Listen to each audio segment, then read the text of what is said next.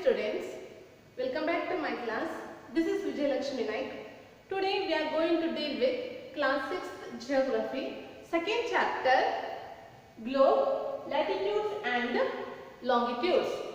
Dear students, in the previous chapter we have discussed that the earth, our planet, is not a sphere. It is slightly flatter at the north and south poles, and it is a bulge in the middle. Then how our earth looks like, right? Now look at this globe. So our earth looks like this. Okay. So then what do you mean by globe? Right? Globe is a true model of the earth, or it is a miniature form of the earth. Then globes may be of varying size and type. Big ones which cannot be carried easily. Then small pocket globes. Then globe like balloons which can be inflated and are handy, and it can be carried very easily. Then on the globe, countries, continents, oceans are shown in their correct size. Come, let us learn in detail about globe, latitude and longitudes. Then, okay students, how do we locate a place on the earth?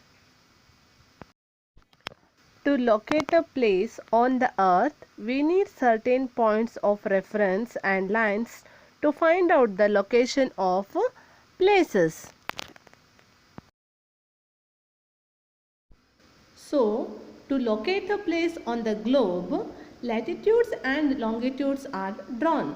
The latitudes and longitudes point out the exact positions of places on the earth's surface. Now, look at this globe. A needle is fixed through the globe in a tilted manner, which is called its axis. 2 points on the globe through which the needle passes are 2 poles, North Pole and South Pole. The globe can be moved around this needle from west to east, just as the earth moves. But remember, the real earth has no such needle. It moves around its axis, which is an imaginary line. Students, now look at this picture. We have another imaginary line running on the globe, divides it into 2 equal parts. This line is known as the equator. The northern half of the earth is known as the northern hemisphere, and the southern half is known as the southern hemisphere. So they are both equal halves.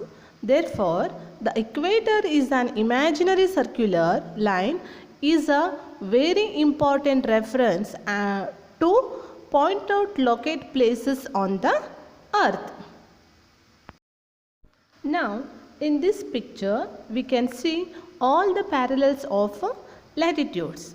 So then what are parallels of latitudes? Lines of latitudes are imaginary lines drawn around the earth from east to west. These lines are called parallels of latitude because they run parallel to each other. They are measured in degrees and minutes. The most important line of latitude is the equator. Latitude lines are written using the letter N north of the equator, S south of the equator.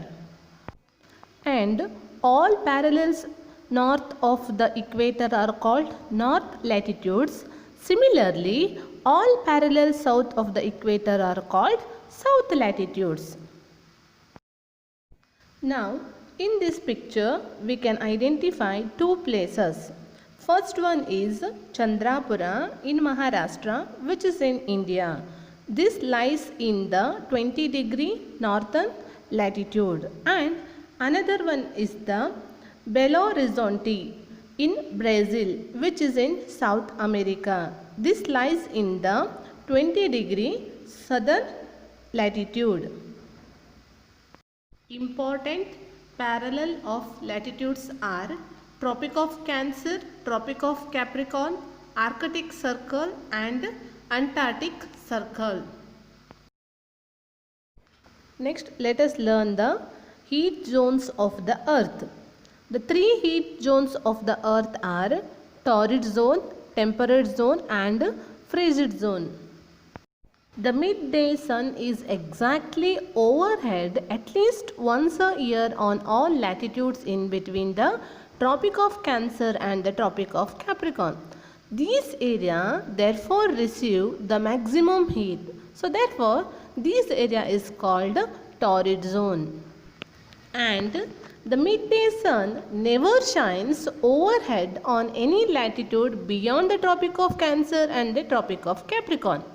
The angle of the sun's rays goes on decreasing towards the poles. So, the areas bounded by the Tropic of Cancer and the Arctic Circle in the northern hemisphere and the Tropic of Capricorn and the Antarctic Circle in the southern hemisphere have moderate temperature. So, these are therefore called temperate zones. Then, areas lying between the Arctic Circle and the North Pole in the northern hemisphere and the Antarctic Circle and the South Pole in the southern hemisphere are very cold. It is because here the sun does not rise much above the horizon. Therefore, its rays are always slanting and provide less heat. These are therefore called frigid zones. Next, longitudes. The lines joining all places at a similar angular distance to the east or the west of the prime meridian are known as the meridian of longitudes, or all semicircles running from north pole to south pole are called meridians of longitudes. Unlike parallels of latitude, all meridians are of equal length.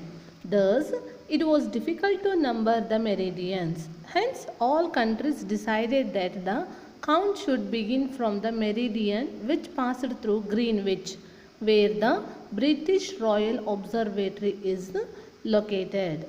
This meridian is also called the prime meridian.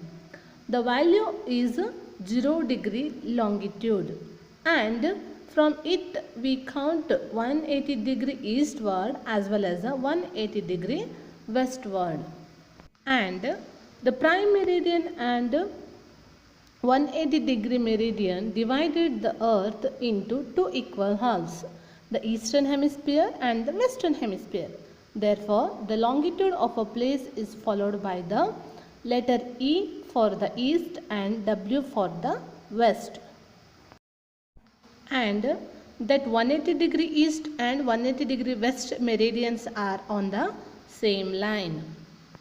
Okay, now let us find out Washington DC on the globe with the help of latitudes and longitudes.